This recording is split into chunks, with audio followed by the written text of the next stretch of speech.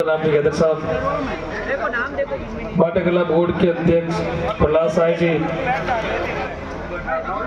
प्रदेश महामंत्री महेंद्र जी रोयवाल साहब, राजेश जी कुमार साहब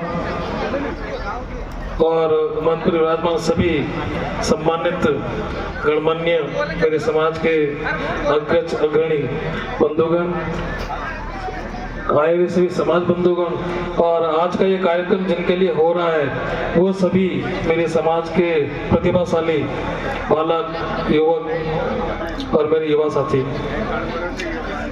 बहुत बातें यहाँ से इस मंच से कही गई हैं, मैं केवल मेरी बातें उन व्यक्तियों से, उन बच्चों से करना चाहूँगा जिनके लिए आज का ये कार्यक्रम आयोजित किया जा रहा है।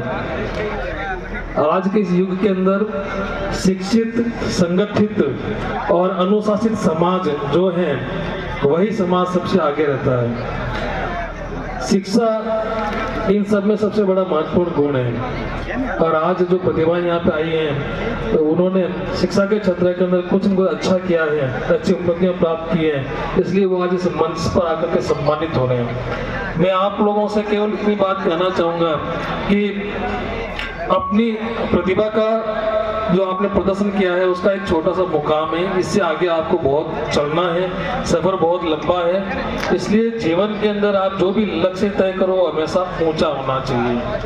मैं सभी बच्चों से कहना चाहूँगा स्पेशली कि लक्ष्य को हमेशा बड़ा रखो, ऊंचा लक्ष्य तय करो। यदि आपने अपने जीवन का लक्ष्य छोटा तय कर लिया कि मुझे केवल यही उपलब्धि प्राप्त करनी है तो शायद आप अपने जीवन में बहुत पीछे रह जाओगे।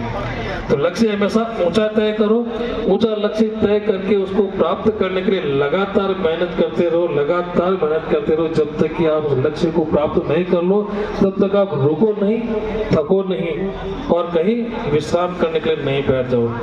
तो लगातार मेहनत, लगातार अपने लक्ष्य की ओर बढ़ते रहना ही आपके जीवन के अंदर सफलता प्राप्त करने का मूल मंत्र है।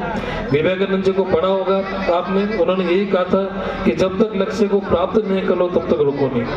एक छोटा सा उदाहरण आपको देना चाहूंगा इसके लिए कि एक अफ्रीकन देश के अंदर एक बच्चा था, कहते थे कि जब वो नाचता था तब बारिश होती थी, यानी जब भी वो नाचता था बारिश होती थी।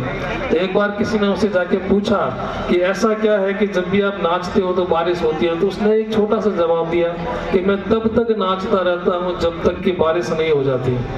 तो आपको भी तब तक मेहनत करते रहना है जब तक कि आपको सफलता प्राप्त नहीं हो जाती।